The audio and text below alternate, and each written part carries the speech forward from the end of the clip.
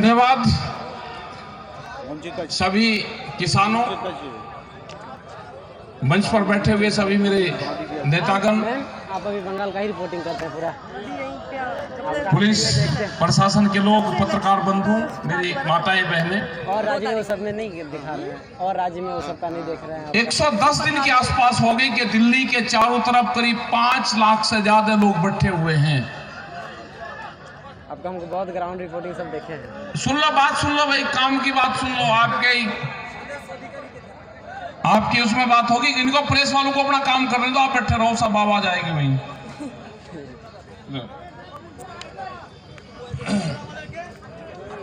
क्या खेल होने वाला है देश में, खेला होए खेला, क्या खेला होए वो देखना है, वो बताएंगे हम, बंगाली भाषा में ही बताएंगे। जब भारत सरकार 5 लाख से ज्यादा लोगों से नहीं डर रही, जो दिल्ली के चारों तरफ डेरा डालने बैठे हैं, जिसने पक्के मकान सड़कों के ऊपर बना दिए, तो आपका क्या खेल करेगी सरकार, वो हम बताते हैं क्या होगा बंगाल के साथ में। वे एक मुट्ठी चावल मांगते हैं आपसे, आप उनसे भाव की बात करो कि 1850 रुपए जो भारत सरकार का भाव है वो कब मिलेगा हमारे। जिस खेत में हम बैठे हैं ये चावल का खेत है, इसका रेट है 1850 रुपए, 18 रुपए 50 पैसे किलो, ये सरकारी रेट है। जब आपसे वोट मांगने आए तो वो जरूर मांग लेना उनसे। इसी के लिए बैठे हुए हैं दिल्ली में कि एमएसपी पे, मिनिमम सपोर्ट प्राइस पे देश में कानून बने। अगर वो बंगाल का किसान है, आसाम का किसान है, वो कर्नाटक का किसान है, उसका धान भी उसके कम रेट पे ना खरीदा जाए, उसकी जो दूसरी फसलें हैं वो भी कम रेट पे ना खरीदा जाए। अभी आपके साथ में क्या होगा, जो उत्तर प्रदेश और आसपास के क्षेत्र में हुआ है, वो हुआ है कि 10 साल पुराना ट्रैक्टर आप नहीं चला सकते,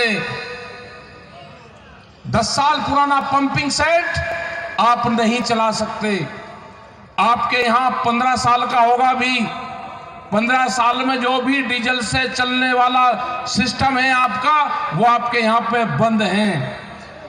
और कर्नाटक, तमिलनाडु, जितने भी ये बड़े बड़े स्टेट हैं, कलकत्ता, इसके भी चारों तरफ एनसीआर लागू होगा एक किस्म से। जब सरकार, भारत सरकार कई लाख किसानों के कब्जे में नहीं आ रही, अभी पिछले 100 दिन से आपके साथ में 2 खेल होंगे यहां पे।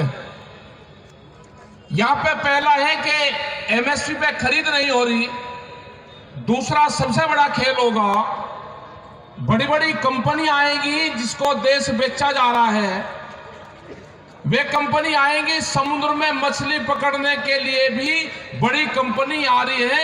मछुआरा का जो किसान है, जो समुद्र के पास का किसान है, उसको बहुत बड़ा नुकसान होने वाला है।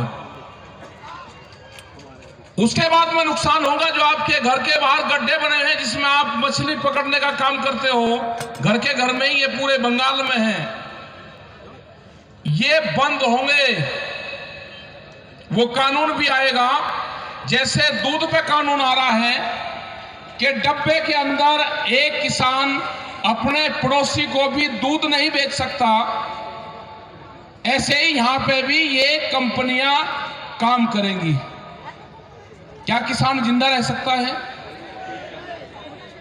ये बड़ी बड़ी कंपनियों के हवाले देश को करा जा रहा है। अगर किसी पार्टी की सरकार होती तो वो बात कर लेती, ये पार्टियों की सरकार नहीं, सरकार को कंपनी चलाती है। अमित, बड़ी बड़ी कंपनियां हैं जो सरकारों को चलाने का काम कर रही है। वॉलमार्ट जैसी कंपनी आ रही है, अडानी जैसी कंपनी आ रही है, जिसके हाथ में पूरे के पूरे विभाग बेच दिए, टेलीकॉम बेच दिया, हवाई जहाज बेच दिए, एयरपोर्ट बिके, रेलवे बिक रही है। अब अगला काम किसानों का है, किसानों का। पिछले 100 दिन से किसान बैठे हुए हैं, देश का किसान, कई लाख आदमी बैठे हुए हैं। 300 के आसपास लोग हमारे शहीद हो गए हैं, उसके बाद में भी सरकार बात करने को भी अभी तैयार नहीं है। ये आंदोलन पूरे देश में खड़े करने पड़ेंगे, ये आंदोलन डिस्ट्रिक्ट वाइज खड़े करने पड़ेंगे। आपको बैरिकेटिंग और बैरियल तोड़ने पड़ेंगे, बड़े आंदोलन होंगे। ये आंदोलनकारियों की धरती है। आपको आंदोलन, लड़ाई आपको लड़नी पड़ेगी। वो लड़ाई बाद की होगी। पहले यह है कि यहां पे इलेक्शन है, जब यहां पर आए तो प्रेस के लोग और सब लोग इलेक्शन की बात जरूर करेंगे।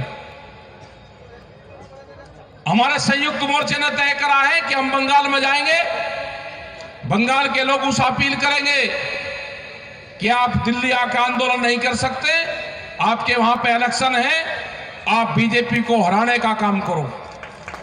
आप उसको वोट मत दो, उसको हराने का काम करना। वोट आपको किसको देनी है वो अपने आप तय कर लेना।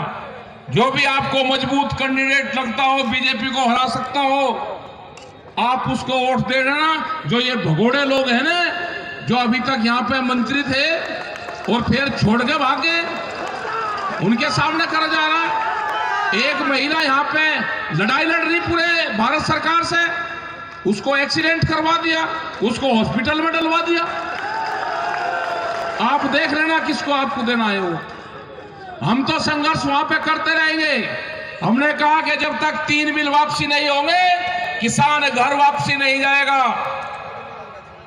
जब तक एमएसपी पे कानून नहीं बनेगा, किसान घर वापसी नहीं करेगा।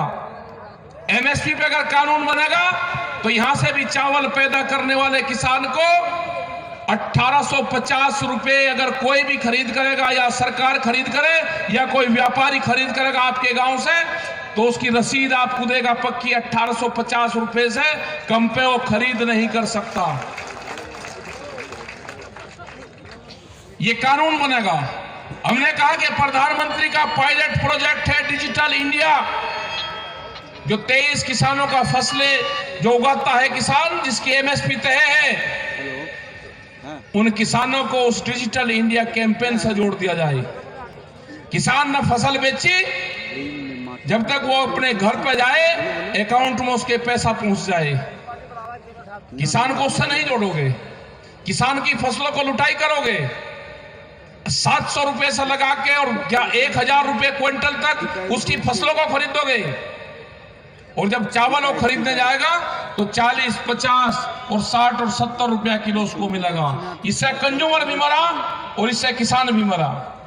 जो वेजिटेबल्स हैं, जो फल, जो सब्जियां हैं, उसके भी दाम तय होने चाहिए। यह आंदोलन चल रहा है। जब भी भारत सरकार से बातचीत होगी, ये आंदोलन में ये भी एक प्रायोरिटी पर रखा जाएगा कि जो फसलें हैं, वो सब्जी की फसलें हो, वो दूध की फसलें हो, इनके भी रेट देश में तय हो।